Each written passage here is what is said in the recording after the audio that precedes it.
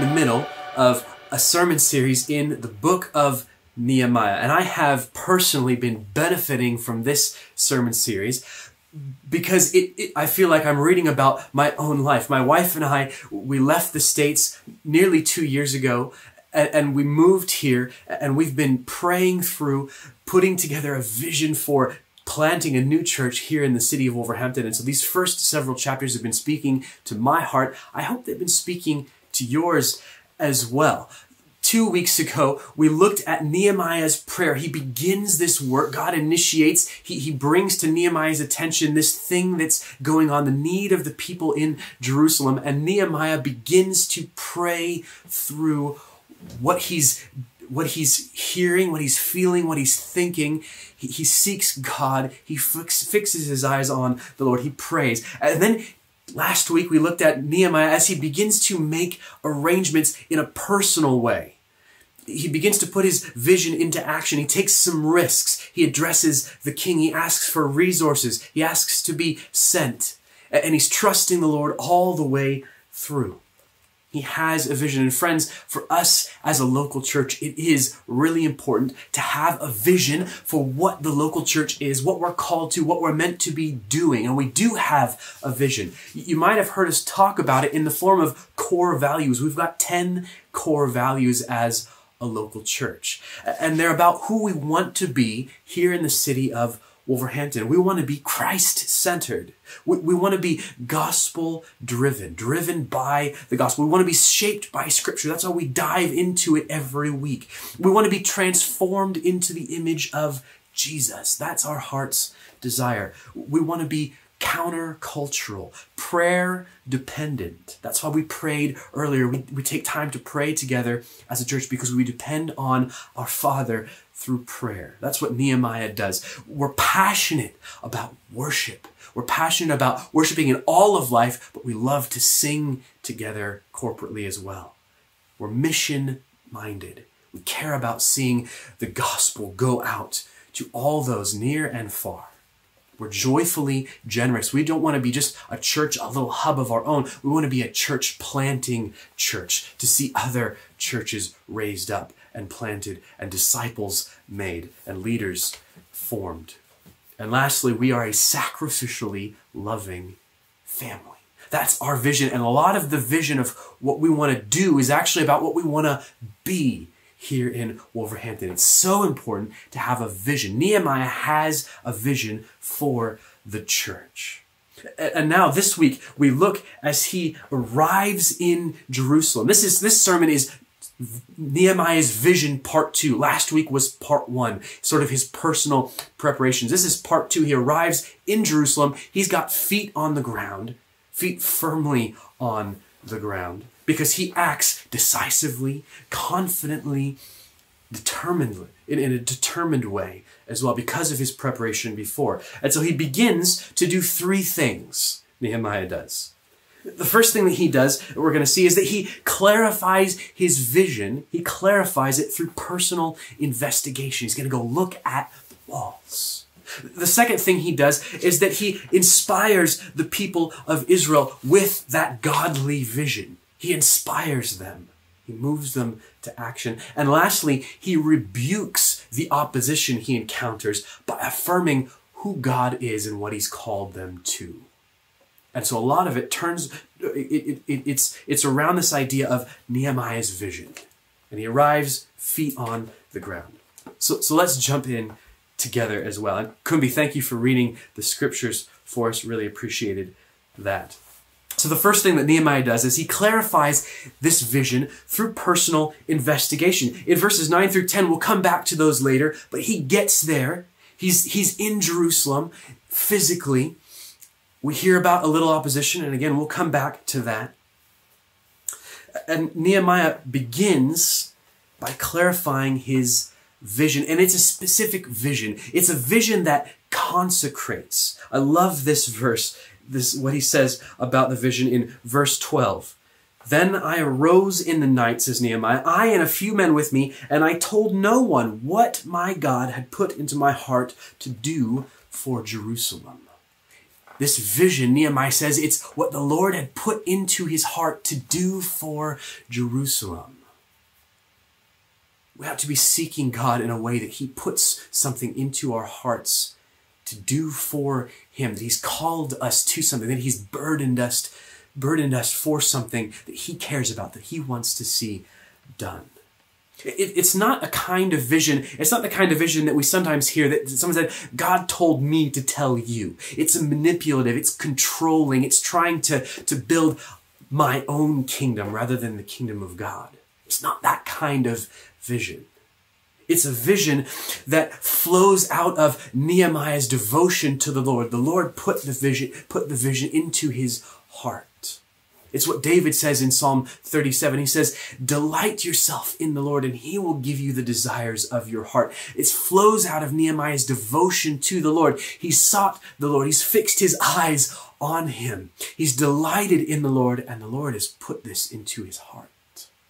And we can see what that vision is characterized. What characterizes that kind of godly vision? It's characterized by a passion for God's people and God's glory. We saw that back in chapter 1 in verses 5 and 8 through 10.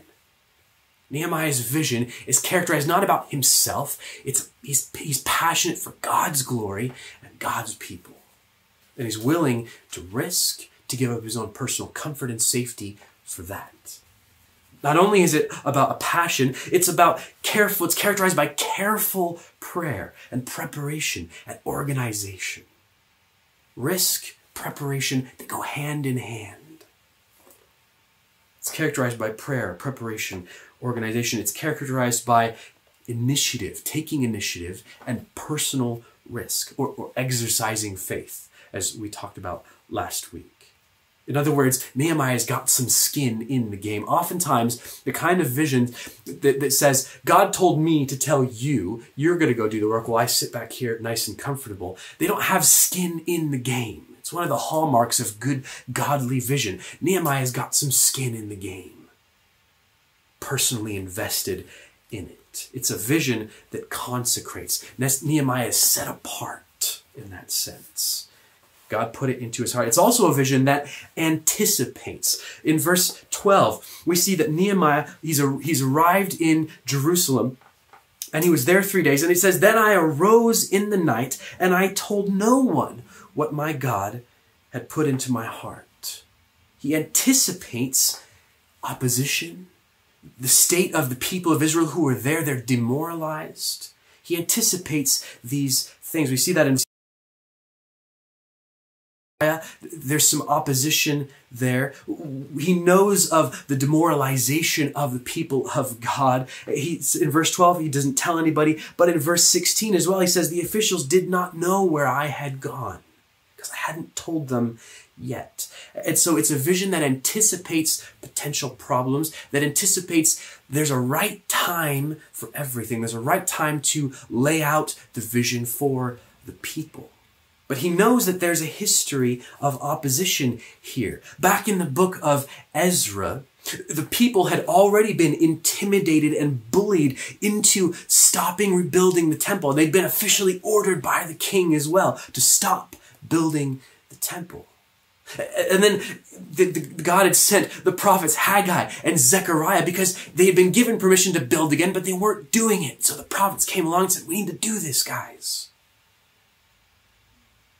And then Ezra himself, the priest, shows up to re-instruct the people in the ways of God. And he finds that they've intermarried with the surrounding peoples. And the implication is that they've gotten involved in the idolatry as well. And it's terrible idolatry. So they're not wholly consecrated for the Lord. So there's a history of the demoralization of the people of God. And Nehemiah's vision anticipates this as well. And he shows patience and wisdom. Friends, there's great wisdom in waiting for what I like to call the teachable moment. And Nehemiah knows this. There's a moment when people are open, ready, willing to hear the vision. And Nehemiah waits for that teachable moment. It's a vision that anticipates. And lastly, it's this. Nehemiah says in verse 13, and I inspected the walls of Jerusalem. He inspects the walls. He gets up in the middle of the night. He takes a few men. He doesn't tell anyone what he's doing because he wants to get up close and personal with the damage that has been done to Jerusalem. And he says in verse 13, the walls were broken down. The gates had been destroyed by fire. In one of the gates, there's no place for his animal to pass, so he had to get down off of probably a donkey, maybe a horse. His animal, whatever his animal was he was riding, he had to get down and walk through. He's up close and personal. He wants to know where to start. He wants to know potential problems that weren't foreseen. He wants to know unexpected obstacles. He wants to know the resources that I have, that the king has given me. Is it enough? How long? What's it actually going to look like? Again, he's personally invested in this vision. Friends, good vision, godly vision, is firmly rooted in the reality of what is. It's firmly rooted in the reality of what is, the true state of things. It doesn't ignore the brokenness. It doesn't ignore the sin. It doesn't ignore issues, problems, obstacles.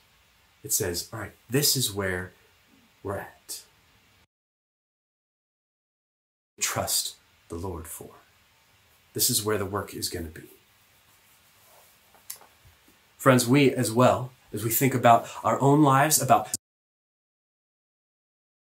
we think about our city, we need to be honest about the extent of the brokenness, and we need to have our hearts broken for those things as well. I was just thinking, my friend and I were in Birmingham this last week, and there was a couple of followers of Islam. They had a book table, and they were giving out free Qurans, and they gave a little presentation booklet of Islam. And as I was reading through it, I was just moved by the emptiness of it. There's no hope there. It's all works. Do good things and hope that God will not find you wanting, will let you into heaven. But there's no security. There's no assurance. It's empty. We need to know those things. We need to know the state of the walls. As we look to build here in Wolverhampton, we need to listen to the heartbeat of our city. Where's the brokenness at? Where's the sin at? Not only our city, but our own church, our neighborhoods, our streets. Where's the need? Where's the sin at? We need to look at those things honestly, because Jesus is the one who can fix them.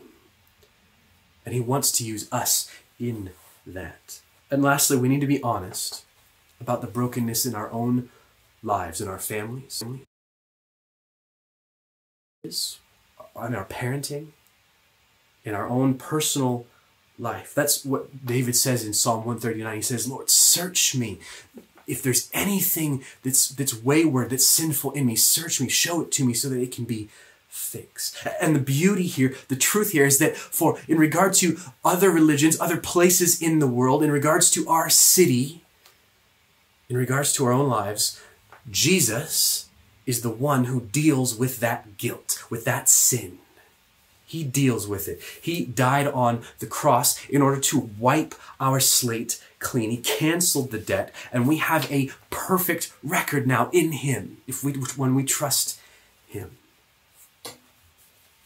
We need to be honest about the state of what's going on, where we're at. And Nehemiah does that. He walks through, he gets up close and personal. Here's where we're at. This is what we're going to do. This is where we're going to start. Jesus says in Luke chapter 14, verses 25 through 30, he says to the disciples and those who are standing around, he says, how many of you, if you're going to build a tower, you just go out and start building? No, he says you don't do that. You sit down and you take a tally, you count the cost, you figure out what it's going to take to make it happen so that you can see it through. And in a sense, that's what Nehemiah is doing. But Jesus was talking about discipleship, about following him. And in the same way that Nehemiah counts the cost, we need to count the cost also of following Jesus. And Jesus says, it costs everything in this life. It costs you dying to yourself. Giving me control of all of you, and I'll take care of you for eternity. Christian, are you holding something back from Jesus this morning?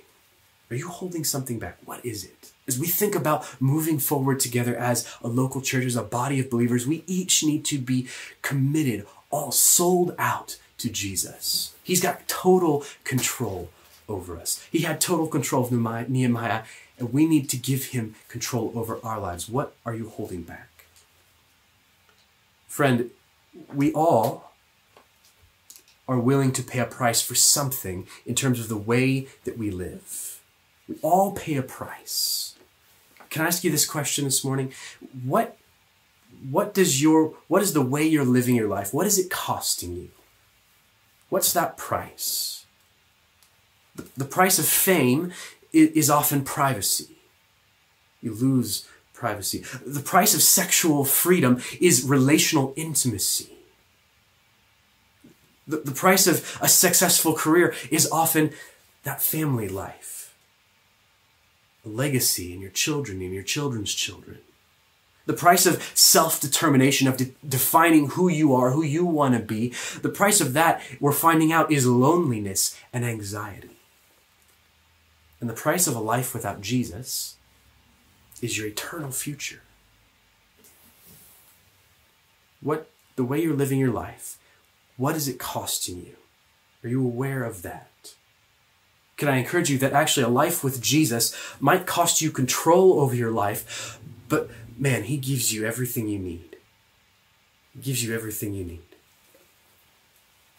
The second thing that Nehemiah does is he inspires the people with a godly vision. Look, there's four key things that Nehemiah does as he talks to the people. Now he's done his investigation, and now he inspires them with godly vision. The first thing is that godly leadership is incarnational. In verse 17, Nehemiah says to the people, "See the trouble that we are in."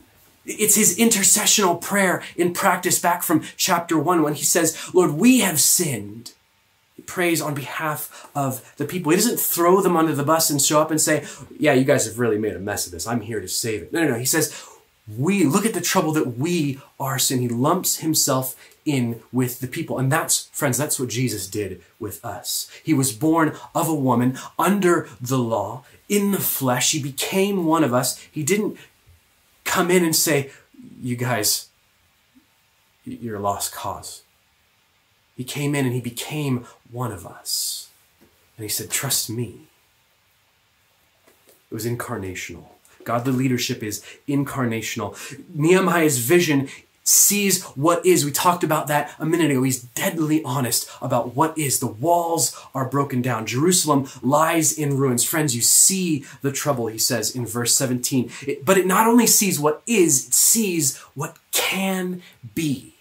It sees what can be. And that's what he says in the second half of verse 17. He says, "Come, let us build the wall of Jerusalem." Friends, in City Churches, we've been here walking through the city, prayer walking. We have tried to be honest about what is, but also about what can be, what God has called us to be and do in this city. It sees what can be. Thirdly, his vision begins with this idea of holy discontent. He touches on that.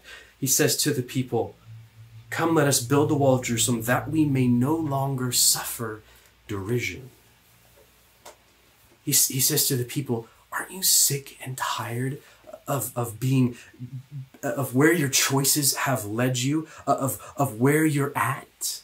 Aren't you sick and tired of being a byword, an insult from the nations around you? That's what God says to the people in Jeremiah. He says, "I will make you into an insult for the other nations." Nehemiah says, aren't you sick and tired of that? And friends, good vision motivating us together often begins at this place of holy discontent. We can be discontent for the wrong reasons with the wrong things, but there are some things that we ought to be discontented for. For example, when God is not getting the glory that he deserves, when God's people are not doing what they're meant to be doing, and we are a part of his people, the local church, when sin is rampant and has control in our lives, when we're comfortable and we're not risking for the Lord, when we're afraid of changing circumstances. These are things that ought to breed a holy discontent in our lives, because God has called us to give glory to him and him alone. He's called us to be part of his people. He's called us to deal with sin, to be holy. He's called us to take risks, to exercise faith for him. And he's not given us a spirit of fear, but of power and love and self-discipline. And so it begins at that place of holy discontent. It's like Paul says in Romans chapter 7, he says, "Wretched man that I am, who will deliver me from this body of death?" We get to that place where we go, no more. No, something's got to change. And Nehemiah recognizes that in the people. Come, let us build together. And then he gives them evidence of God's providence, God's hand at work. He tells them how the hand of my God had been upon me for good. In verse 18, he shares that personal testimony. And friends, God has been at work in us and through us here in Wolverhampton. My wife and I arrived 2 years ago. Even the whole process of us arriving was fraught with various obstacles, and he brought us through each one of them very clearly. And he brought us here. He's got us a building where we can meet in the next couple of weeks. We've been doing good things. We've been out on the streets talking to people, evangelism. We've been praying together. He is at work amongst us, and I'm so excited. And Nehemiah shares that testimony, how to encourage the saints with that. And the people respond in unity. They say, "Let us rise up and build." Let us rise up and build. Nehemiah has inspired them with his godly vision. Christian, are you distracted with building your own kingdom, your own thing, that it glorifies you, that exalts you? Are you so distracted? Is your heart so tied up in that you can't hear the Lord saying to you, "Come, let us build together"? Because friends, we've got good work to do. He's given us as his followers, as his witnesses, his ambassadors. He's given us good work to do together in this city, in this time, in this place.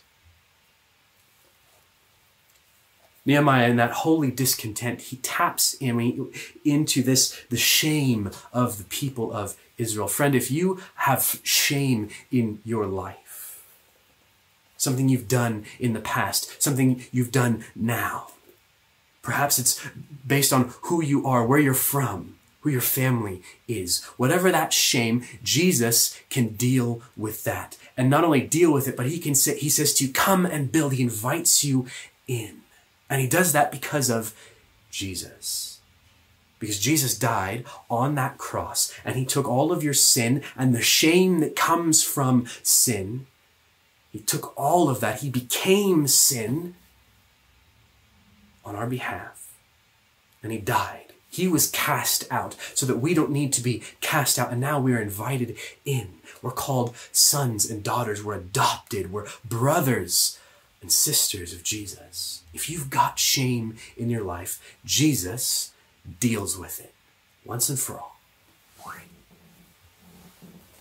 Nehemiah inspires the people with the godly opposition. And lastly, he rebukes the opposition by affirming who God is, his allegiance to God, and what God is going to do through his people. And we see in verse 9, we'll come back to the beginning of the text, verse 9, Nehemiah says, "I came to the governors of the province beyond the river and gave them the king's letters. Now the king had sent me officers of the army and horsemen." If you remember from last week, Nehemiah wanted to make sure that he was supplied, that he was sent, and that he was safe. And we see that here. He's come with letters. He's sent by the king. He's got soldiers and horses around him. He's safe. He's got supplies. And yet there's still opposition. Friends, even when we go with the Lord, when the Lord prepares us and sends us, there's still opposition. There's still danger. There's still risk. And Nehemiah begins, we're going to look at this more in depth, the opposition, over the next couple of weeks. But Nehemiah addresses the opposition first, and we meet the opposition in verse 9, when Sanballat the Horonite and Tobiah the Ammonite, and later on in verse 19, he mentions there's a third, Geshem the Arab. Sanballat was the governor of Samaria, the next door neighbors of Israel. They had profited by Israel being gone, by their exile. And Tobiah was an insider of sorts. He was married to a Jewess. He was related to one of the priests. And so the opposition is present. Friends, can I suggest to you that there's a really good litmus test here in verse 10. Nehemiah says, it displeased them greatly that someone had come to seek the welfare of the people of Israel. The litmus test here is how people react to God's people, where they're at in relation to God's people. Are they pleased that someone has come to seek their welfare or not? How do people today, for us, how do people react to the local church? And you can tell where people are at in relation to God by how they relate to his church.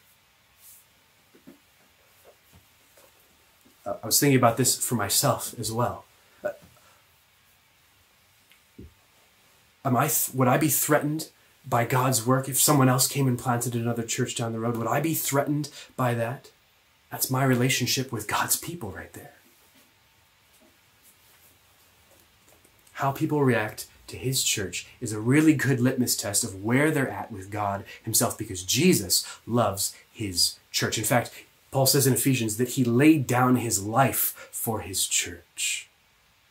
The church is the bride of Christ. If you've ever tried to talk bad about another man's wife while the other man is standing there, you'll know how Jesus feels about his church. We've got to be careful how we talk about God's people, the local church, the bride of Christ. And so the opposition begins to discourage them in verse 19. When they heard about it, they jeered at them and despised them. And they said, "What is this thing that you are doing? Are you rebelling against the king?" So they begin with a war of words. They're discouraging them. They're sowing doubt. They're saying, are you going to upset the status quo? Be careful, you're going to get in trouble. And they try and distract them with non-issues, with political issues. And Nehemiah doesn't get distracted. No, he responds with a rebuke. Essentially, he says, you know what? Get lost. I love how he says it in verse 20. Then I replied to them, the God of heaven will make us prosper, and we as servants will arise and build. Know who God is. He's the one who gives success. He's in charge. We're doing this for his glory, and we know what we're meant to do. We're going to rise and build. That's the title of our series. We're going to rise up and build. That's what we've been called to. And you have no portion. You have no right, no claim in Jerusalem. In other words, get lost. Friends, God gives success, and we ought not to be distracted. The enemy loves to distract us with other issues, political, other religious issues that don't matter. We ought not to be distracted from what God has called us to. And the opposition has no portion, no right, no claim, says Nehemiah. They don't get the right to dictate. They don't have a seat at the table of deciding what God's people are going to do. That's why Paul says in Colossians chapter 2, he says, see to it that no one takes you captive by philosophy and empty deceit according to human tradition, according to the elemental spirits of the world, and not according to Christ. Friends, we need to not get distracted. The enemy has no place. We must not compromise on the cross of Christ. And the enemy wants to distract us from that, from the cross, from Jesus, and from what he's called us to do.